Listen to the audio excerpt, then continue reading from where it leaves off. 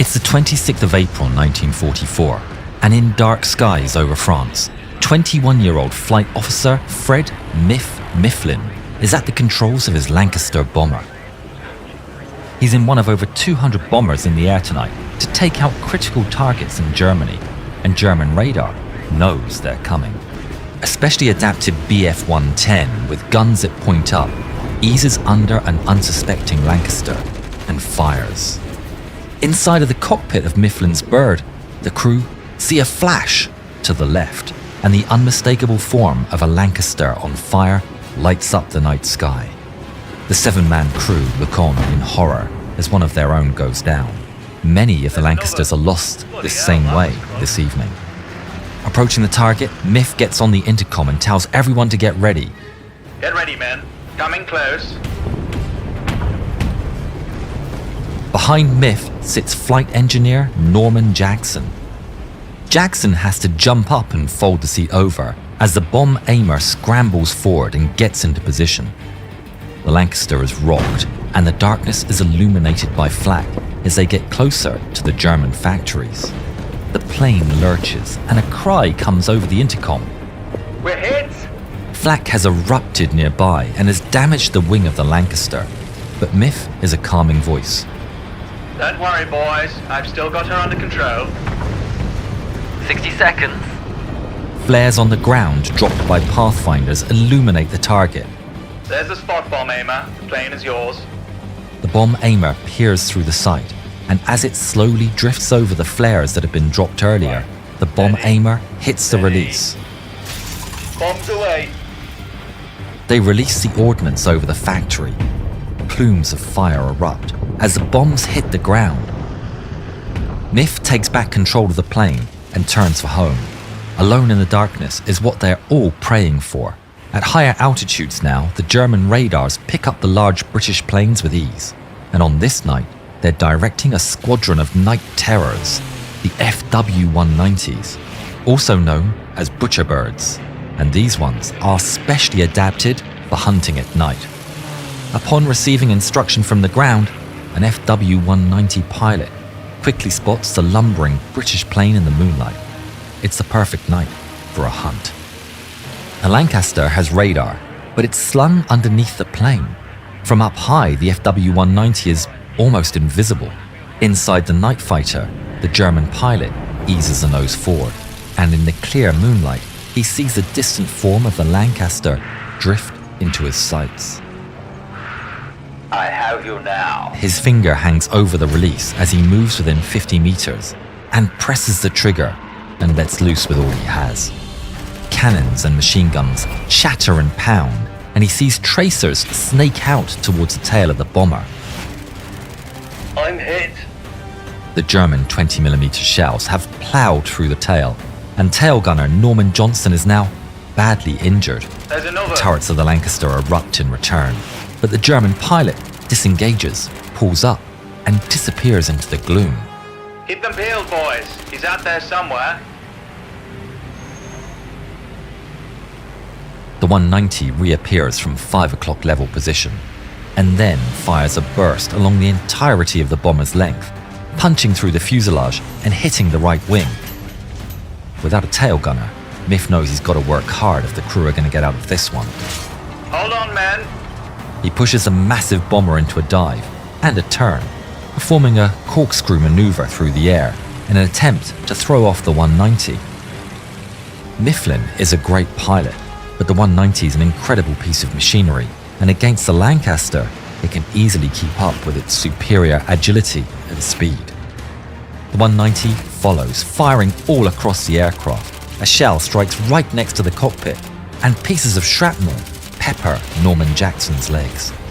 He winces with pain, but as he does so, he sees the cockpit illuminated as fire bursts out of the holes in the wing right next to the engine. We're on fire. The remaining turret fires with all he has at the 190, but then the enemy pilot disengages once again and disappears into the dark. Bandit's gone. Not for long. Check on Johnson. Jackson watches the fire expand, gushing out of the many cannon strikes across the wing. If it burns for too long, it will snap the wing in half, or cause the fuel tank to explode. But despite his injuries, he has a crazy idea. Toft, Higgins, come over. Ignoring his leg wound, Jackson calls for the crew and tells them his bold plan. I can go out there. Where? Outside. He plans to get out of the aircraft, crawl along the outside of the wing and put out the fire. But they just need to hold on to him by his parachute, he says. The men are stunned, but Jackson's dead serious. That's certain death. Jackson considers his position. He calmly prepares as he explains, I may be able to put the fire out. If I do, you should be able to drag me back in. And if I don't, and I get blown over the wing, then just beat the parachute out best you can. What do you think, Miff? Mifflin is completely shocked, but Jackson is already shrugging off his injuries and unfurling his parachute. Without time to think it over, the bomb aimer and navigator take hold of the parachute lines and Jackson steps up to the hatch. Ready? Ready. The hatch is removed and cold wind immediately blasts the men. The deafening whoosh is filling the bomber.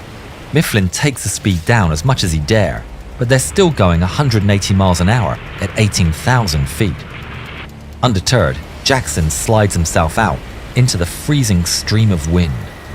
Back in the skies, Norman Jackson feels the wind slamming into his body and he's buffeted about. He's carrying an escape axe and he rolls and pierces the back of the axe through the aircraft's skin for support as he fully emerges from the crew compartment, hanging on for dear life. The crew slowly feed out the parachute as Jackson stretches down for the wing, the fire illuminating the path. With a colossal effort, he makes his way to the leading edge of the wing. He grabs onto the wing's leading edge and shuffles over towards the fire by hand and axe. Fueled by adrenaline, he gets up close to the fire. One-handed, he takes out the extinguisher as the heat of the steel he's hanging onto bleeds through his glove. He takes the extinguisher, shoves the nozzle through the cannon strike, and squeezes the handle. The inside of the wing is filled with extinguisher powder, and amazingly, the flames start to subside. He's doing it. It's working. The heat is burning his hands, but he keeps at it, and miraculously, bit by bit, the flames recede until they're completely extinguished. The flames are out. He can hardly believe it. He's going to get back home and see his family. Just a few hours prior to this mission, he was told that his wife had given birth to a son. But, up above, someone else sees the flames go out. It drifts down once again. The FW-190 pilot lets loose another volley of fire that finds its mark on Jackson's leg and right shoulder. He shouts in pain into his mask, just as the fuel tank underneath him is cracked open. Fuel spills out into the night air, and then a ball of flame bursts all around him. He falls off, and his body is swinging around now in the airstream. Within the plane, the crew feel his weight as the parachute lines tense up in their hands. It's gone from the wing, we'll never get it back now! We've got to let him go. They feed out the parachute and release Jackson. And the parachute is sucked out into the night air and set alight by the fireball. The Lancaster groans and lurches, rapidly losing altitude. Mifflin grips on the controls, keeping the plane straight and level for as long as he dare. But she's critically hit. He manages to get the Lancaster to a safer height and gets on the intercom. Dropping below 7,000. Get out of here. Crew rush for the escape hatch. Johnson won't survive the jump, Smith. I hear you, Smith. Bail out. At the rear of the plane, Smith is forced to abandon the critically wounded tail gunner and joins the rest of the crew as they jump out into the night. They freefall for a moment until their parachutes blossom. In the distance, their flaming Lancaster loses control moments after they jump. Mifflin can't abandon the tail gunner, Norman Johnson. They're close friends. Johnson's injuries are too severe to survive a jump, and Mifflin takes the decision to try and crash land the plane. Norman, I'm landing the plane. You hear me? I hear you, Miff. I'm here, and we're going to crash land. Yeah. You hear me? Okay. Okay. that act was not to succeed, and both men lost their lives. A flaming parachute wheels and flaps in the night sky, with Norman Jackson attached. Incredibly, he's still alive, the ground approaching rapidly until Jackson hits the ground hard. Smoke is still coming from his charred flight suit. He's in terrible pain, but he's alive. Bushes broke his fall, but even so, the impact was so hard, it's broken both of his ankles.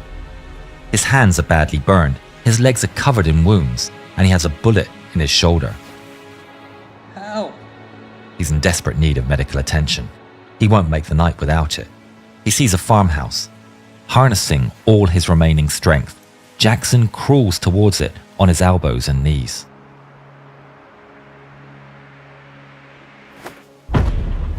Shortly after, he was taken prisoner and sent to a German POW camp, which featured a large hospital run by captured Allied medical staff.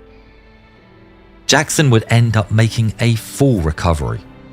The 5 survivors of his stricken Lancaster stayed in camp until liberated in 1945. Jackson finally got to go home and meet his son, who was born on the night of this mission. Later that year, he was awarded the Victoria Cross for his actions on this mission. Upon hearing the news, his immediate reaction was, "What the hell for?"